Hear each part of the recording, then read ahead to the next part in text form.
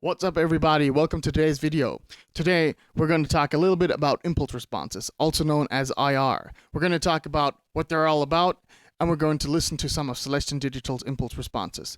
First of all, let's take a look, or let's rather more take a listen at what they sound like in a mix.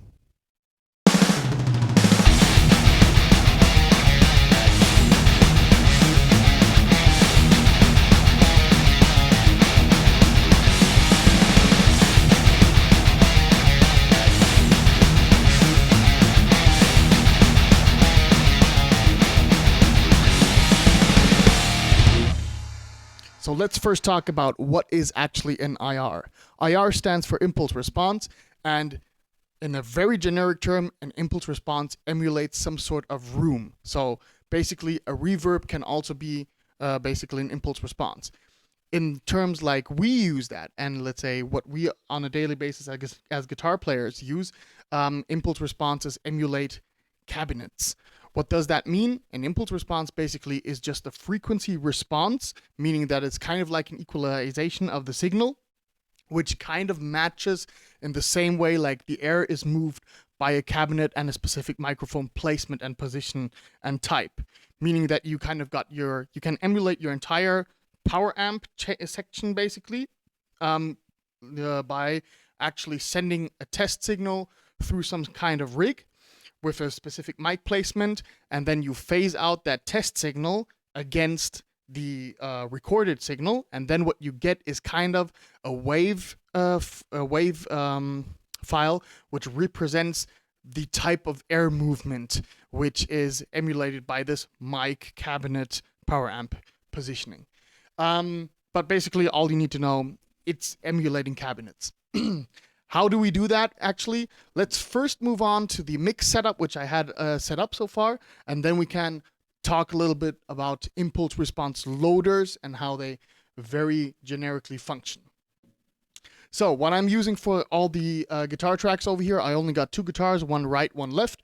I'm using the Audio Assault Sigma version 2. I really like this amp. It's absolutely kick-ass for high gain metal stuff over here. Let's first take a look at the stomp section. I'm using the drive in a fairly generic tube screamer like way. Going to the amp, these are my settings, nothing special, just what I dialed in to my preferences.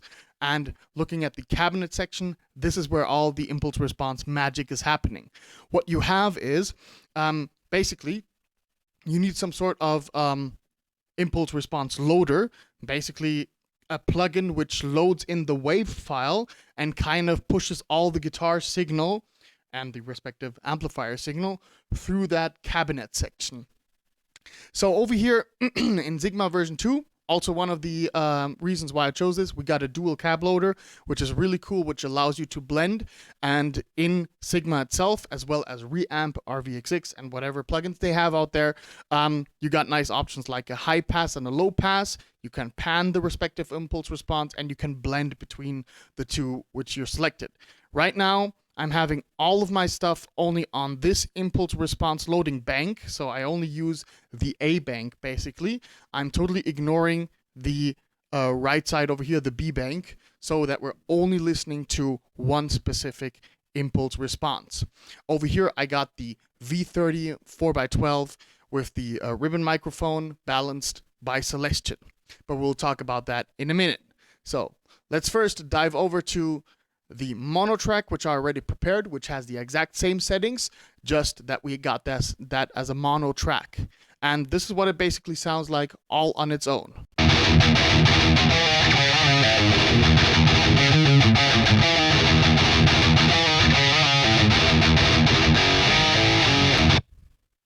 So hopefully you're not getting too much of the cabinet sounds which are coming in. I'll just drop the volume a little bit just to prevent this from happening.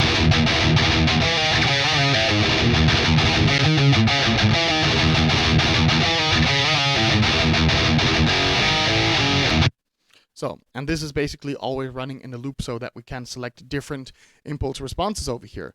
Now, looking at impulses, I got a shit ton of them, which accumulated throughout the years. So when I go into Celestion, I got plenty of them, which some of them we will definitely take a look into at a later type. at a later point in time. And the Celestion Impulse Responses, I personally like them a lot. People tend to say that they're kind of lifeless, but I really dig them so far. And I like the system behind it. So they don't give you that much of super specific options to choose from. They rather give you kind of a predetermined set of different fields and different vibes. But I can work very well with this. So let's just go into the classic one, the Vintage 30, 4x12. I only got 4x12, by the way, and I only got 500 milliseconds. So they're available. You can buy them as 1x12 open, 2x12 open, 2x12 closed, or 1x12 closed, and the 4x12 closed impulse response. I usually tend to directly go with the 4x12 just because of the low-end response. And it just sounds to me best. So what do we got over here? Let's open this up. First of all, we always have the same setup. The structure is always the same. We first got some room mics with the Neumann TLM 107, which are, let's say, one room stereo mic placement, one left, one right mic placement, so you can dial it in very much to your specifics. And then we got the Royer R121 or R121 ribbon microphone. We got the Sennheiser MD421, which is kind of also one of the staples and one of the classics. And of course, we got the classic of all time, the Shure SM57 over here. And then we got a few more blends for high gain and low gain. What that actually means, I'm not personally quite sure. I tend to prefer the low gain settings with the 1-to-1 and the Shure SM57 blended together. That's kind of my preferred blending type microphone. But we'll listen to all of those specifics, so we cannot walk through every single cabinet and every single impulse response, but I still want to kind of give you an idea of what to expect when you buy impulse responses by Celestion. Moving into one of the mic placements, we always have the same stuff. We got a balance, we got a bright, we got two dark modes, we got fat and thin. Balance basically is very linear. I'm not sure if it's actually a linear setup, but it sounds to me quite balanced, as the name says. Bright is a little bit more on the treble side. Dark 1 and 2 are basically a little bit with a slight low pass setup. And the fat has a little bit more chunk to it. I'm not sure what they're actually doing. I personally do believe that they're kind of enhancing a little bit the lower mid-range and a little bit more low end to it, but they're not taking away anything. And the thin Celestion is basically cutting off a little bit of the low end. So far, so good. You got this setup always, no matter what you have or no matter what kind of plugin you're taking from Celestion, or sorry, not plugin, totally wrong, but no matter what IR pack or IR set you're buying from them, you're always getting the same structure. So enough of the talk. Let's hear how it sounds like, and let's first describe how I went for it. So when I open the effects menu over here, as you can see, I got the Sigma engaged and I got the cabinet impulses over here, and I made a shortcut to my impulse folder where I can easily just select throughout all the time and then just go through and loop through. I'm not quite sure yet if I will actually render different settings and just play them, step by step in this video, or if I'm now looping through. This is something to be decided as I walk on with the video editing. But what I wanted to show you before I proceed to do that is we talked about that the wave, that it's a wave file and that it kind of emulates a frequency response. Looking at the wave file, this is how it looks like. Yeah, so this is the actual wave file. If you play it in media player or something, you will not hear anything. It's just basically how, how the dynamics are of this captured and basically phased out recorded signal. But if you walk over here with the Fenrir plugin, the Fenrir plugin from Aurora DSP, which is an absolute kick-ass IR loader, I really can recommend it, and it's absolutely 100% free. So that's very cool, but not using it in this video. But very cool feature of Fenrir is that it can dial in between the waveform, how the actual wave file looks like, and the frequency response. So you can actually now look at the frequency response of different impulse responses. So you can see that the Aurora 212 cat cone looks totally different than the than the 212 cat cap or the Palmyra one. So you see the different frequencies, which are basically enhanced and taken away by the respective impulse loader. If you happen to go ahead and you just disengage any type of cabinet, it will sound like this. Not that pleasant. Yeah, very scratchy, not really usable. And just compare the tone when we're engaging the cabinet loader.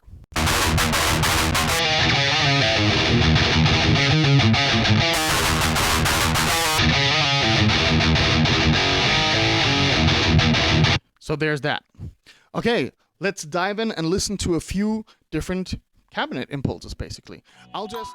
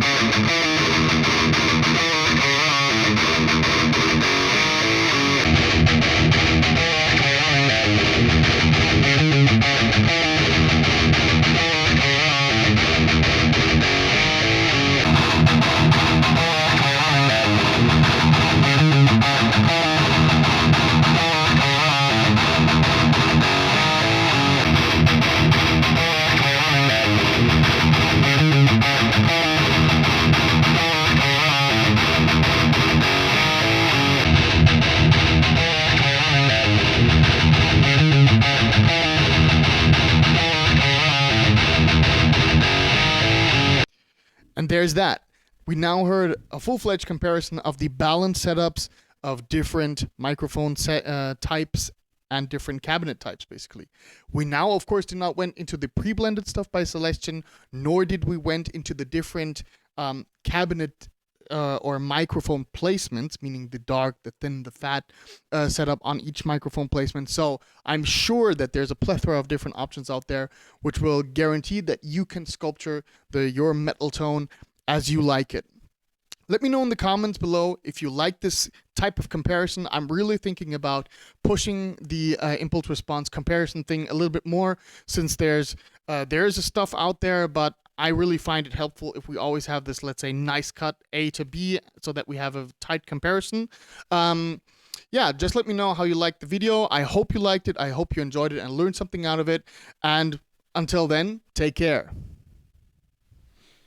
Just a word in own advertisement over here. Celestion Plus have their own affiliate program, which basically means if you click on the link down below in the description and you purchase something from Celestion Plus, you will help me out basically by giving me a small portion of the sale, which is generated out of your purchase, and that will eventually allow me to actually buy more Celestion IRs, make more videos in this vein, if you like it. So I totally would appreciate if you would go ahead, and if you're anyways planning to do so and to buy something at Celestion Plus, to use the link down below. I'll put it in the description. Thank you very much.